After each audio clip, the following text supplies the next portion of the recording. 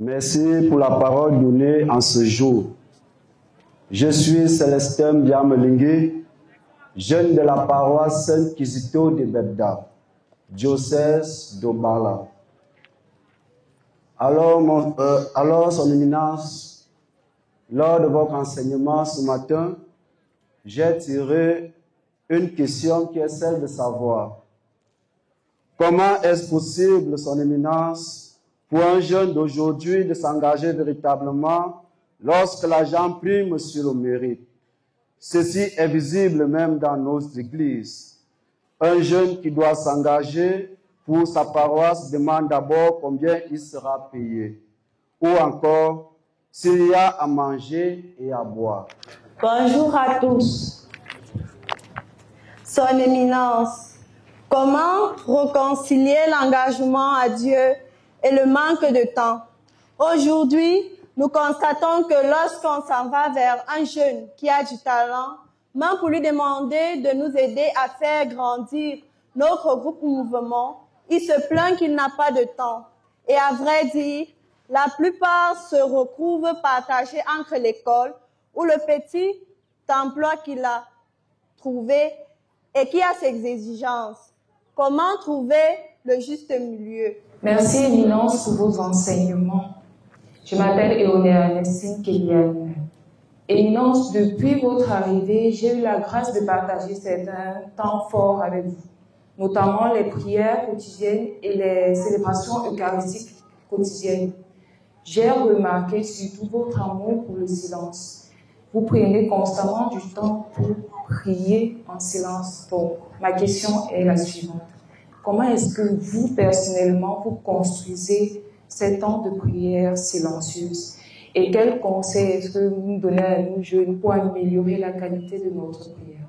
Bonjour à tous et à toutes. Je suis Naomi Yenga, jeune de la paroisse Sacré-Cœur du Sein. Son Éminence, quand vous parliez, vous avez dit « Dieu entend le cœur qui chante à son oreille ». Ma question est la suivante. Que dois-je faire concrètement en tant que jeune pour chanter à l'oreille de Dieu avec mon cœur? Merci. Sa journée dans une relation avec Dieu. Alors, comment je fais? Chaque jour, je me lève à 5 heures. Je fais un peu de gymnastique parce que mon corps vieillit. Il faut lui donner des énergies nouvelles. Je fais un peu de gymnastique. Je vais à la douche et je consacre les premières heures à Dieu. Il y a d'abord la lecture de l'office divin, après une méditation, après, avec les sœurs qui sont avec moi, nous chantons les laudes. Après, nous avons la messe. Et pendant que nous sommes à la messe, nous ne répondons à aucun coup de téléphone. Donc, de lever jusqu'à 8 heures, nous ne répondons à aucun coup de téléphone. La même chose pour le soir. Nous sommes à la chapelle à 6 heures, jusqu'à 7h30. Le téléphone peut sonner, nous ne répondons pas. Parce que cette heure-là est pour Dieu. Nous devons le vivre en silence avec Dieu. Et donc, il faut soigner sa journée. Commencer, ou nous les prêtres au moins, commencer sa journée très tôt avec Dieu, dans le silence.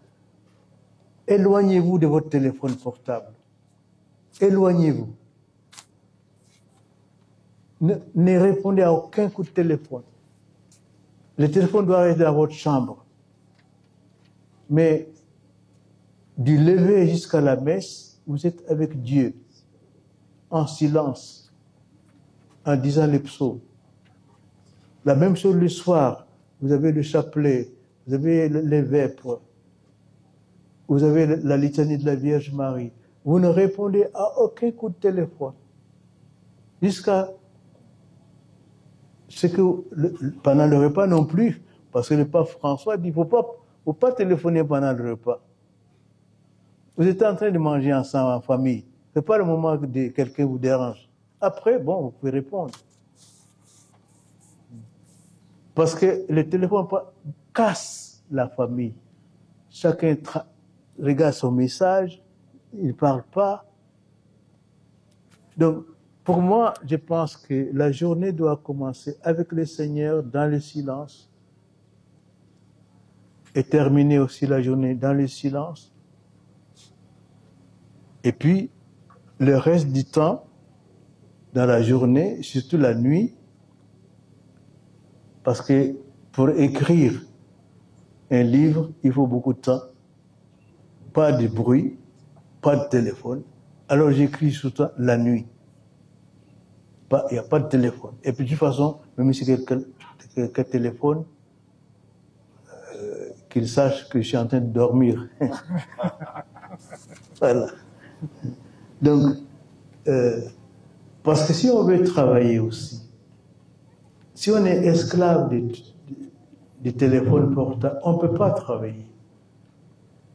On ne peut pas écouter Dieu, on ne peut pas communiquer ce que Dieu nous dit.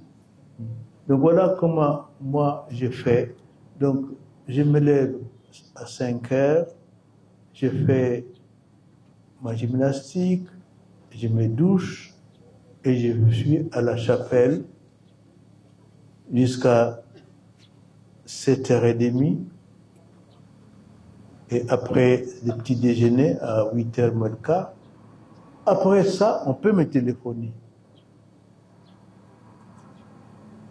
Bon, dans la journée, il y a du travail aussi. Là aussi, il faut trier. Parce que ces gens qui vous saluent pour vous saluer seulement, bon, c'est pas nécessaire, quoi. Comment ça va? Vous allez bien? Non. Mais si quelqu'un a quelque chose, un message à vous dire, bon, qu'il vous appelle, quoi. Mais, et puis, si vous avez l'occasion de le rencontrer, vous saluez, mais il ne faut pas déranger les gens pour les saluer seulement.